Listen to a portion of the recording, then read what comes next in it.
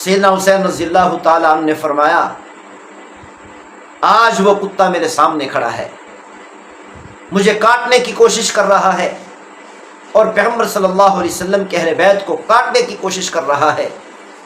امام زین العابدین رحمۃ اللہ علیہ نے فرمایا، میں نے تو اپنی ان آنکھوں سے پورے خاندان کو کٹتے ہوئے دیکھا، میں نے تو اپنی ان آنکھوں سے اپنے بابا کو شہید ہوتے ہوئے دیکھا، ان کو تیروں کی برسات میں زخمی حالت میں دیکھا، نیزوں کی برسات میں تڑپتا ہوا دیکھا، میں نے اپنے بھائیوں کو شہید ہوتے ہوئے دیکھا، پورے خاندان کو میں نے تڑپتے ہوئے دیکھا۔ کیا میرا یہ حق نہیں بنتا کہ میں روں؟ میرا حق بنتا ہے جتنا ہو سکے زیادہ روں، میرا حق بنتا ہے جتنا ہو سکے زیادہ آنسو بہاؤں۔ الحمدللہ رب العالمین والصلاة والسلام علی سید الانبیاء والمرسلین، اما بعد۔ کربلا میں حضرت حسین رضی اللہ تعالی عنہ کے ساتھ جب گفتگو ہو رہی تھی، حضرت صاحب کوشش کر رہے تھے کہ سیدنا حسین رضی اللہ تعالی عنہ سے جنگ نہ کرنی پڑے اور ہم سیدنا حسین رضی اللہ تعالی عنہ کے خلاف جنگ کرنے سے بچ جائیں، اسی لیے وہ صلح کرنے کی کوشش کر رہے تھے۔ لیکن شمر سامنے کھڑا تھا جو ساری فوج کا سپہ سالار تھا، جس کو عبید اللہ بن زیاد نے پوری فوج کا سپہ سالار بنا کر پوری فوج کا سپہ سالار بنا کر بھیجا تھا۔ وہ کہہ رہا تھا کوئی صلح نہیں، صلح کی کوئی بات نہیں کرنی، حضرت حسین رضی اللہ تعالی عنہ کی ہم نے کوئی بات تسلیم نہیں کرنی، اب جنگ ہوگی اور جنگ ہو کر رہے، یعنی شمر کی کوشش تھی کہ اب جنگ ہو اور اہل بیت رضوان اللہ علیہم اجمعین کا خاتمہ کر دیا جائے۔ سیدنا حسین رضی اللہ تعالی عنہ نے فوراً فرمایا، صدق رسول اللہ صلی اللہ علیہ وسلم، اللہ کے رسول صلی اللہ علیہ وسلم نے سچ فرمایا تھا۔ پیغمبر صلی اللہ علیہ وسلم نے ارشاد فرمایا کہ میں چت کبرے کتے کو دیکھ رہا ہوں جو میری اولاد کو کاٹ رہا ہے۔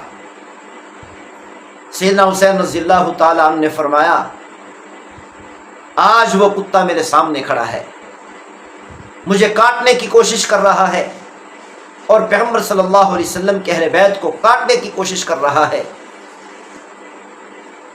پیغمبر صلی اللہ علیہ وسلم کی یہ پیشین گوئی یہاں پر ثابت ہو کہ اس وقت پوری کائنات نے دیکھا، اس آسمان نے دیکھا، زمین نے دیکھا،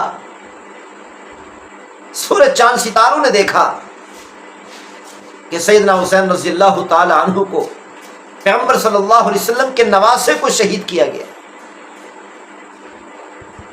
امام زین العابدین رحمۃ اللہ علیہ سے کسی نے پوچھا، حضرت آپ کربلا کا واقعہ یاد کر کے زیادہ کیوں روتے ہیں؟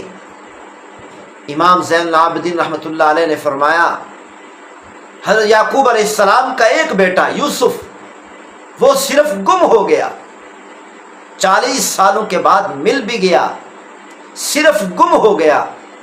گم ہونے پر حضرت یعقوب علیہ السلام اتنا روئے کہ آنکھیں سفید ہو گئی، بینائی چلی گئی، نابینا ہو گئے۔ امام زین العابدین رحمۃ اللہ علیہ نے فرمایا، میں نے تو اپنی ان آنکھوں سے پورے خاندان کو کٹتے ہوئے دیکھا، میں نے تو اپنی ان آنکھوں سے اپنے بابا کو شہید ہوتے ہوئے دیکھا، ان کو تیروں کی برسات میں زخمی حالت میں دیکھا، نیزوں کی برسات میں تڑپتا ہوا دیکھا، میں نے اپنے بھائیوں کو شہید ہوتے ہوئے دیکھا، پورے خاندان کو میں نے تڑپتے ہوئے دیکھا۔ کیا میرا یہ حق نہیں بنتا کہ میں روں، میرا حق بنتا ہے جتنا ہو سکے زیادہ روں، میرا حق بنتا ہے جتنا ہو سکے زیادہ آنسو بہاؤں۔ حضرت یعقوب علیہ السلام کا تو ایک بیٹا گم ہو گیا تھا، میرا تو پورا خاندان کٹ گیا، میرے تو پورے خاندان کو شہید کر دیا گیا، وہ بھی میرے آنکھوں کے سامنے۔ حضرت یعقوب علیہ السلام کے صاحبزادے حضرت یوسف علیہ السلام پر بھائیوں نے ظلم کیا، حضرت یعقوب علیہ السلام نے، والد نے دیکھا نہیں تھا، ان کی آنکھوں کے سامنے ظلم نہیں ہوا۔ امام زین العابدین رحمۃ اللہ علیہ فرمایا کرتے تھے یہ ظلم و ستم تو میرے آنکھوں کے سامنے ہوا۔ ایک وقت تھا کہ پیغمبر صلی اللہ علیہ وسلم اپنے نواسوں کے خلاف تھوڑی سی بات کو بھی برداشت نہیں کرتے۔ پیغمبر صلی اللہ علیہ وسلم خطبہ ارشاد فرما رہے، سامنے دیکھا ننھے منھے بچے حسنین کریمین رضی اللہ تعالی عنہما دوڑتے ہوئے گرتے پڑتے ہوئے آ رہے، گرمی کا وقت ہے، زمین گرم ہے، دوڑ کر آ رہے ہیں، کبھی گر جاتے ہیں، پھر کھڑے ہو کر دوڑ لگا دیتے ہیں، پھر گر جاتے ہیں، پھر دوڑ لگانا شروع کر دیتے ہیں۔ پیغمبر صلی اللہ علیہ وسلم نے جب دور سے دیکھا حسنین کریمین رضی اللہ تعالی عنہما کو گرتے پڑتے آتے ہوئے برداشت نہ کر سکے۔ جب امام خطبہ دے رہا ہو، آپس میں باتیں کرنا حرام ہے، اگر دو بچے شرارتیں کر رہے ہیں ان کو زبان سے روکنا بھی حرام ہے، اشاروں سے روک دو، زبان سے بات کرنا بھی حرام ہے۔ خطبہ سننے والے ایسے سمجھے جیسے وہ نماز کے اندر بیٹھے، اس طرح ادب سے بیٹھیں، احترام سے بیٹھیں، درمیان میں بات کرنا بھی جائز نہیں۔ لیکن جب پیغمبر صلی اللہ علیہ وسلم نے حسنین کریمین رضی اللہ تعالی عنہما کو دیکھا کہ گرتے پڑتے آ رہے ہیں، برداشت نہ کر سکے، فوراً اپنا خطبہ چھوڑ دیا، خطبہ توڑ دیا، درمیان میں خطبہ چھوڑ کر دوڑ لگا دی، جا کر حسنین کریمین رضی اللہ تعالی عنہما کو اپنے ہاتھوں پر اٹھا دی۔ پیغمبر صلی اللہ علیہ وسلم چاہتے کسی صحابی کو اشارہ فرما دیتے کہ جاؤ میرے ان بچوں کو لے لو، میرے ان بچوں کو اٹھا لو۔ صحابہ کرام تو اپنی جانیں قربان کرنے کو تیار کھڑے تھے، لیکن پیغمبر صلی اللہ علیہ وسلم کو یہ بھی گوارا نہ ہوا کہ کوئی اور جا کر حسنین کریمین کو، میرے نواسوں کو اٹھائے۔ پیغمبر صلی اللہ علیہ وسلم نے خطبہ چھوڑا، درمیان میں دوڑ لگا دی اور جا کر اپنے حسنین کریمین کو، اپنے نواسوں کو اپنے ہاتھوں میں اٹھا لیا، اپنے دست مبارک میں اٹھا لیا، سینے سے لگا کر واپس تشریف لائے۔ دوبارہ خطبہ ارشاد فرمانا شروع کیا۔ پیغمبر صلی اللہ علیہ وسلم نے ارشاد فرمایا، صدق اللہ عز وجل، انما اموالکم واولادکم فتنہ۔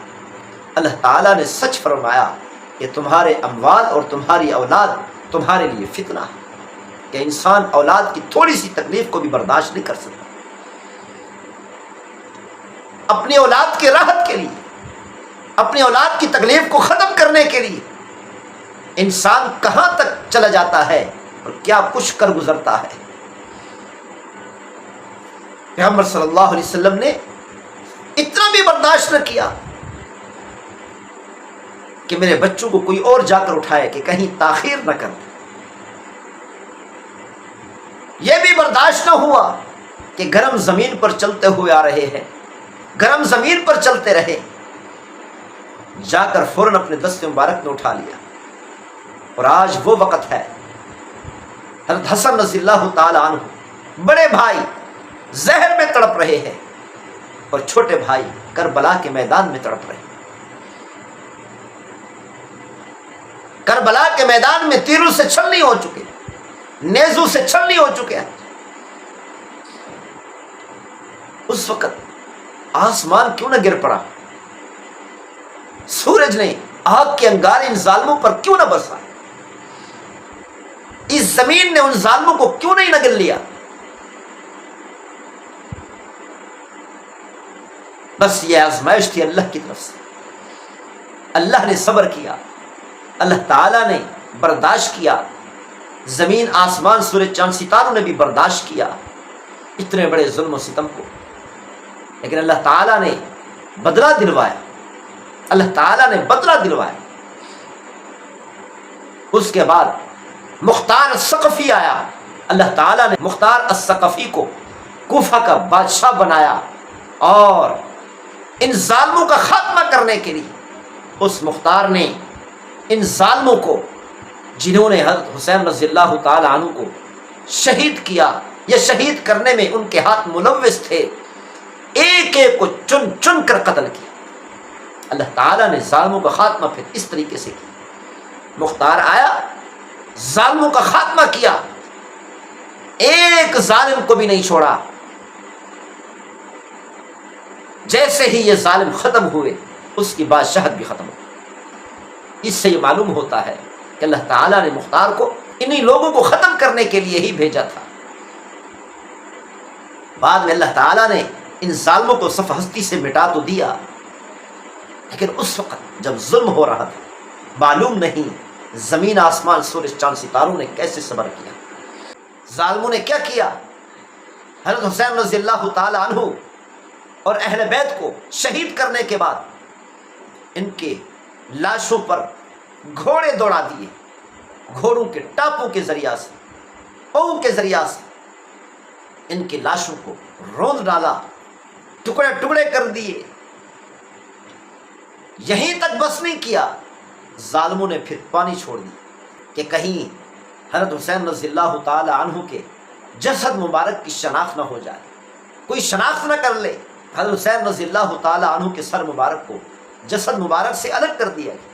پانی چھوڑے جانے کے بعد بنو سعد کا ایک آدمی آیا، بوڑھا آیا، اس نے حضرت حسین رضی اللہ تعالی عنہ کے جسد مبارک کو تلاش کرنے کی کوشش کی۔ پانی کے اندر سے کیچڑ کو اٹھا کر سونگھتا، کبھی اس جگہ سے اٹھا کر سونگھتا، کبھی اس جگہ سے اٹھا کر سونگھتا، اس طریقے سے سونگھتا رہا اور آگے بڑھتا رہا کہ اچانک ایک جگہ سے تھوڑی سی کیچڑ کو اٹھایا اور سونگھا، اس سے جنت کی خوشبو آ رہی تھی۔ اس بوڑھے نے کہا اللہ کی قسم حسین کا جسد مبارک یہی ہے، اللہ کی قسم حسین رضی اللہ تعالی عنہ کا جسد مبارک یہی ہے جہاں سے جنت کی خوشبو آ رہی، جنت کے شہزادے ہیں، ان کے جسد مبارک سے جنت کی خوشبو کیسے نہ آئے؟ لیکن سر ساتھ نہیں، سر مبارک کو الگ کر کے لے گئے، عبید اللہ بن زیاد کے سامنے رکھا گیا۔ اس نے عبید اللہ بن زیاد نے حضرت حسین رضی اللہ تعالی عنہ کے چہرے مبارک کو دیکھ کر کہا اس کا تو حسن ختم ہونے کا نام ہی لے رہا، لگتا ہے شہادت کے بعد حسن بڑھ گیا ہے۔ اور چھڑی سیدنا حسین رضی اللہ تعالی عنہ کے ہونٹ مبارک پر مارنے لگا۔ ایک صحابی کھڑے ہو گئے، کہنے لگا ظالم، انہی ہونٹوں پر میں نے رسول اللہ صلی اللہ علیہ وسلم کو بوسے دیتے ہوئے دیکھا ہے، انہی ہونٹوں پر پیغمبر صلی اللہ علیہ وسلم کو اپنے ہونٹ رکھتے ہوئے دیکھا۔ ظالم چھڑی پیچھے ہٹا دے۔ سیدنا حسین رضی اللہ تعالی عنہ پر اتنا ظلم و ستم ڈھایا گیا، جسد مبارک کربلا میں پڑا ہے، سر مبارک چل رہا ہے، علاقوں کے سفر کر رہا ہے۔ ایک مرتبہ پیغمبر صلی اللہ علیہ وسلم نے اپنے دست مبارک زمین پر رکھ دیے، اپنے گھٹنے مبارک زمین پر رکھ دیے۔ محبوب صلی اللہ علیہ وسلم نے حسنین کریمین رضی اللہ تعالیٰ عنہما کو اپنی کمر مبارک پر بٹھا لیا اور آہستہ آہستہ سے چل رہے ہیں، گھوم رہے ہیں گول گول، اور پوچھ رہے ہیں اے میرے بچوں، اے میرے شہزادوں، تمہاری سواری کیسی ہے؟ اے میرے شہزادوں، تمہاری سواری کیسی ہے؟ حضرت ابوبکر صدیق رضی اللہ تعالی عنہ حاضر ہوئے، سنا پیغمبر صلی اللہ علیہ وسلم اپنے بچوں سے پوچھ رہے ہیں۔ حضرت ابوبکر صدیق رضی اللہ تعالی عنہ نے عرض کی اے شہزادوں، تمہاری سواری بہت اچھی ہے، بڑی عظیم سواری ہے، بڑی اعلیٰ سواری ہے۔ پیغمبر صلی اللہ علیہ وسلم کو یہ برداشت نہ ہوا کہ ابو بکر نے میرے بارے میں تو کہا کہ یہ محبوب صلی اللہ علیہ وسلم اچھے ہیں، عظیم ہیں، اعلیٰ ہیں، افضل ہیں، لیکن میرے بچوں کے بارے میں کیوں نہیں کہا؟ پیغمبر صلی اللہ علیہ وسلم تڑپ اٹھے۔ محبوب صلی اللہ علیہ وسلم نے فوراً فرمایا، ابو بکر، جس طرح یہ سواری عظیم ہے اسی طرح یہ سوار بھی عظیم ہے، جس طرح یہ سواری عظیم ہے اسی طرح یہ سوار بھی عظیم ہے، جس طرح یہ سواری اعلیٰ ہے اسی طرح یہ سوار بھی اعلیٰ ہے۔ کہ ایک وقت تھا پیغمبر صلی اللہ علیہ وسلم نے یہاں تک بھی برداشت نہیں کیا کہ ابو بکر میرے بارے میں تو کہے کہ یہ عظیم ہے، لیکن میرے نواسوں کے بارے میں عظیم کے بات نہ کہے۔ محبوب نے اس قدر زبانی کلامی بات کو بھی برداشت نہ کیا۔ آج وہ وقت آ چکا کہ ظالم تیر لے کر کھڑے ہیں، تلواریں لے کر کھڑے ہیں، نیزے لے کر کھڑے ہیں، محبوب صلی اللہ علیہ وسلم کے اسی نواسے کی جسد مبارک پر تیروں کی برسات کر رہے ہیں، نیزوں کی برسات کر رہے ہیں، تلواروں کی برسات کر رہے ہیں، زخموں پر زخم دیے جا رہے ہیں۔ پورا جسم مبارک زخموں سے چھلنی ہو چکا ہے۔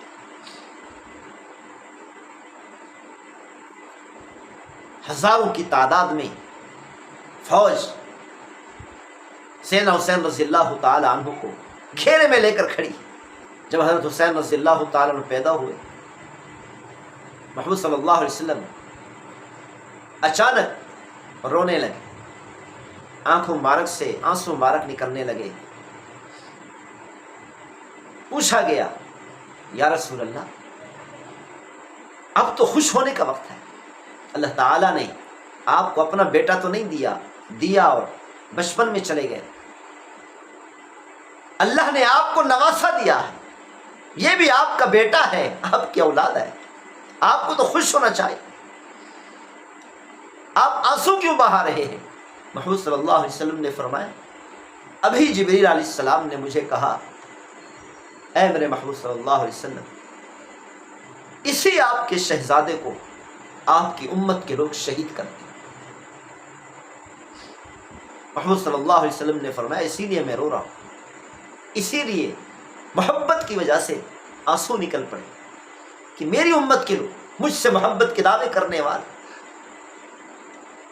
مجھ سے عشق کے دعوے کرنے والے میری ہی اولاد کو، میرے ہی نواسے کو شہید کر دیں گے۔